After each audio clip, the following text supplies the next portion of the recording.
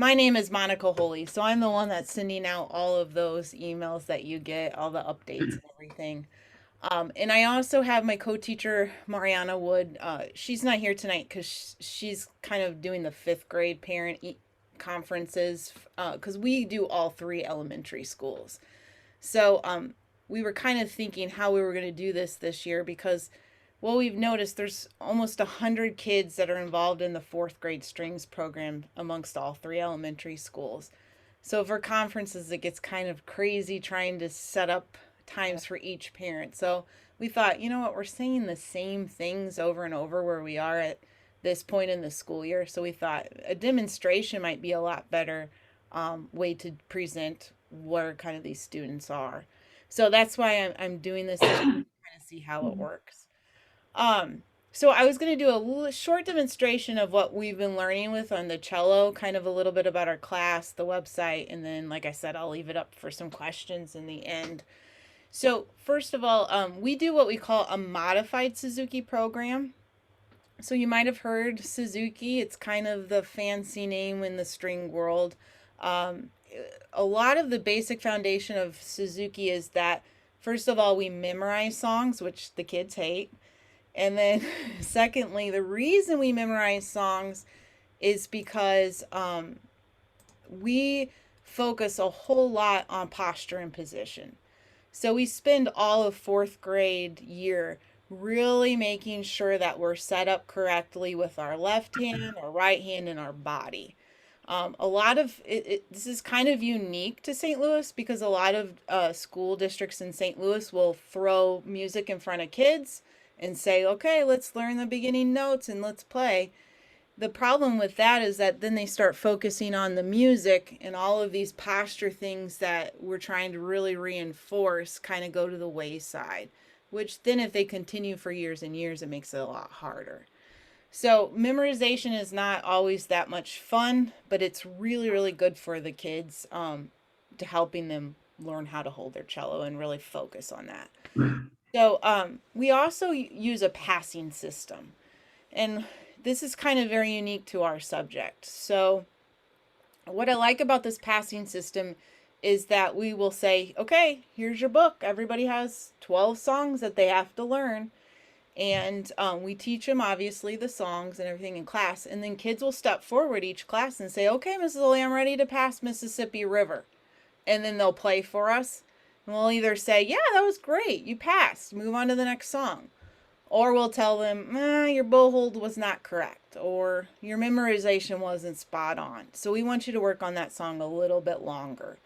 So the passing system is kind of cool in a way because it allows them to work at their own pace. So kids that want to push ahead and learn songs really fast, because sometimes this comes naturally to some particular kids, they can't. Or if kids need some more time on a particular song, of course we're supporting them, but that allows them to kind of hold back and pass those particular songs. Also, another thing before I get the cello is we do really fast feedback. And sometimes kids take this very personally, and I don't know if maybe some of your kids might come home and say, well, she tells me my bow hold's not good. That's only because we're trying to say, hey, come on, when you're at home, I want you to really focus on the bow hold. And Mariana and I are running around the room, arm up, elbow up, fan this. We're trying to give as much personal feedback as possible. So we want students to understand that this is not anything personal. These are just little technical issues that is only going to make them stronger and something to focus on when we're at home. All right, so just a couple of things that your child might be saying are some issues.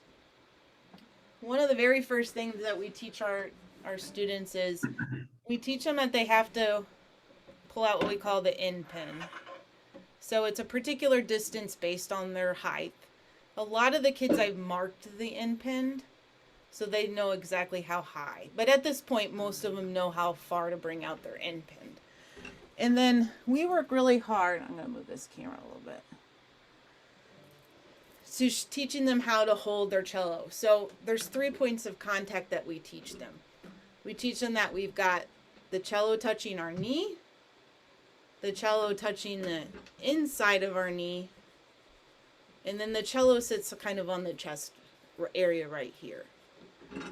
Another kind of good rule of thumb is that we say that the bottom peg is touching your ear. So maybe if you're at home and you see your child kind of sitting back, playing like this, kind of can reinforce, hey, sit up. Do you have your 3 points of contact? Is your end pin or is your peg at your ear? Because this position is what makes them successful to playing the cello. And then the second part is what we call the bow. So we've been working really hard with the kids. We tell them to flop their hand.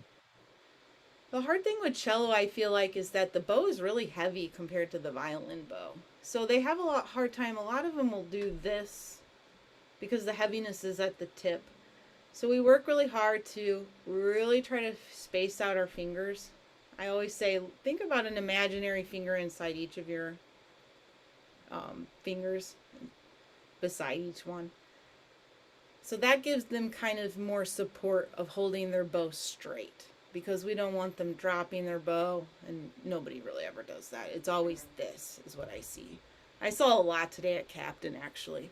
So we went around today and really tried to say, okay, let's get those bows straight. Let's get our fingers spread out so that we have support there. And then the newest thing that we've actually taught the cellist is the left hand. So I always tell them, all right, imaginary Coke drops into your hand.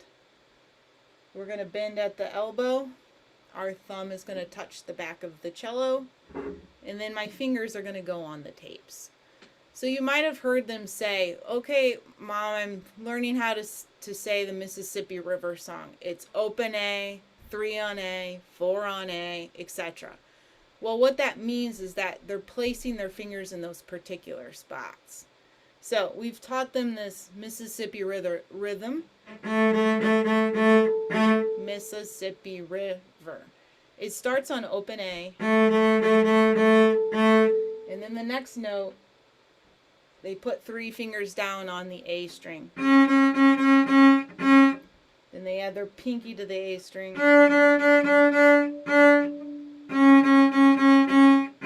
And as you can see, I'm kind of checking my hand. That's all about that memorization, so that they can check, and make sure all of their positions look correct. So that's kind of a quick demo of what we're doing, but I kind of wanted to show you the book, so maybe this makes a little bit more sense. So let me put this up. So at this point, all of the cellists now have the cello book, which I'll show you. They should have this at home. At the beginning, it says the songs that they've passed. So whenever a student will pass a song, we'll give them their very wanted Bach books. I'm sure you've heard about the Bach books. And then we also give them a sticker to show, okay, I've passed Mississippi River. I got my positions down. I memorized it. I've passed that. So you can kind of keep track. You could tell your child, hey, let me see your book. What songs have you passed so far? And kind of keep an eye on what they are now working on, what song. We try to keep that up to date in their own personal books as much as possible. We are going to launch a 50-day practice challenge. I know this says 100, but we're doing 50. We'll be doing that, I think, December 1st. This is always kind of fun, too, to see if they can practice 50 days in a row. And if they do, they get 100 Bach bucks, so it's kind of a big incentive. But it's a great way for them to kind of say, hey, let's get some regular practice into my schedule. These are just some more posture and position stuff that I just showed you. And then, like I said, that very first song is Mississippi River. So just like I was showing you, they played open A.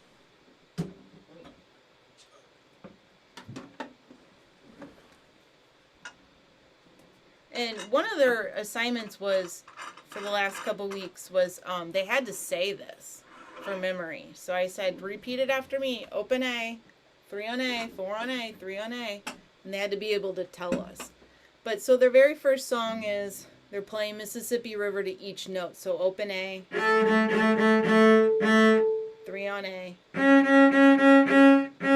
on A, 3 on A,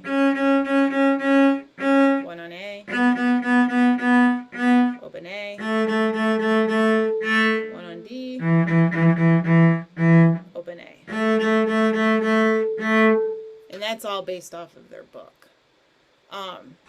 We've had a few cellos pass so far on this song, and some of them are already starting to work on the next song. Just to kind of give you a demo and show you the book we're working out of.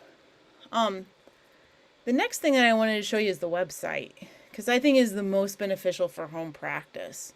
So I will send a link out to this website, but if they go to the left, I've really tried to make sure I've uploaded some really good practice videos for them. So like if, for example, they say, well, Mom, Dad, they keep telling me I'm not holding the bow correctly. And I forgot, what am I supposed to do to hold the bow? Well, here's some videos. They step by step go through all the positions of holding the bow. Or she keeps telling me I'm not sitting correctly with the cello. Well, this goes step by step. So they can do these at home. At this point, most of them are doing pretty good with their posture and position, but these are great videos to just kind of reinforce it. The next one that's probably the most beneficial is I've recorded myself playing all of the songs, like if they're on Go Talent Roadie, for example. It's me and the piano part. So they can go home and play along with me and practice along with me if they're on this song. So forth. If they want to get ready to practice for passing a song, they can click on the piano play along and they can simply just play with the piano part. Down pony, up pony for cellos. So you can see. Down bow. I do a little explanation on there too. And then also, last year with us being virtual, I had to make so many videos to try to help these poor kids learning how to play their instrument. I mean, last year we learned how to play the violin and cello online. That's how they started, which is actually kind of amazing to even think that. So a couple of them would email me and say, I'm having such a hard time on Little Frog. So I did also make some practice videos, not just of me playing with the piano, but step-by-steps. And they're practice videos of going very slow, or let's work on this section, or count it like this.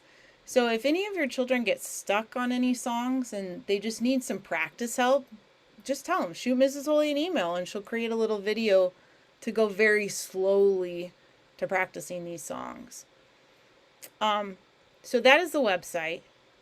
And the very last thing I want to show you, and then I'll answer any questions, is the other cool thing about being virtual last year is that we had to use Google Classroom. So kids last year did all of their passing through Google Classroom, which I thought, man, this is so nice, because I hear it time and time again from the kids that, oh, well, we have class on Tuesday, but then I'm not going to see Mrs. Holy until Friday, but I think I'm really ready to pass this song.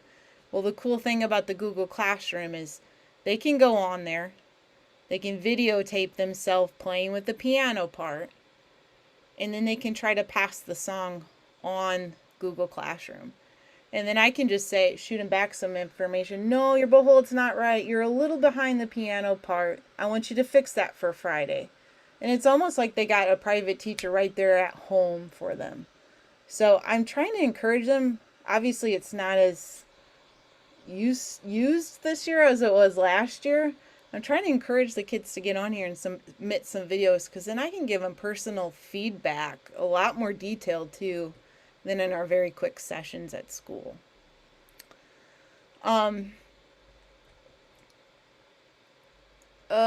Just a couple more information.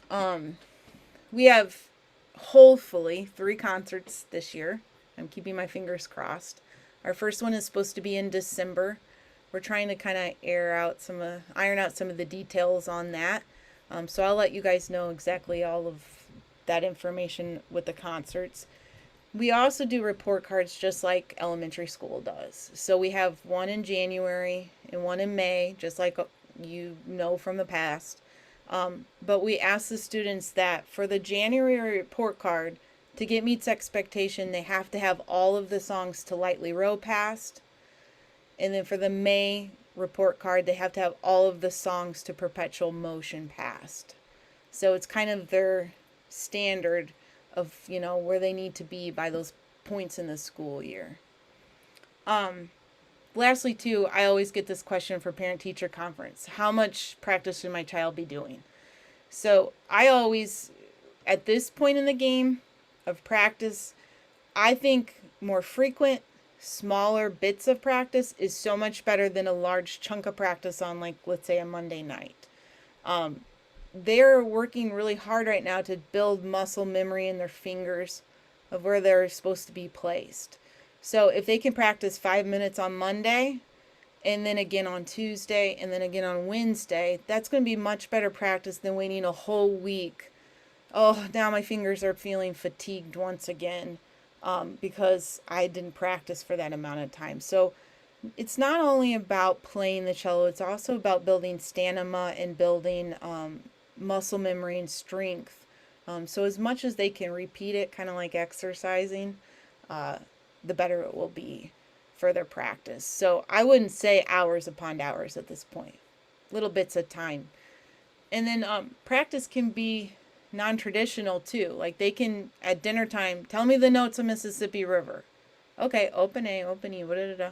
They can repeat those two. Or sing Mississippi River. Mississippi River, Mississippi River. That's great practice too. Because the more they can say it, the more it will translate into their brain. And then it will come out for playing the cello. All right, that was a lot of information. I hope it wasn't too overwhelming. Do you guys have any questions for me?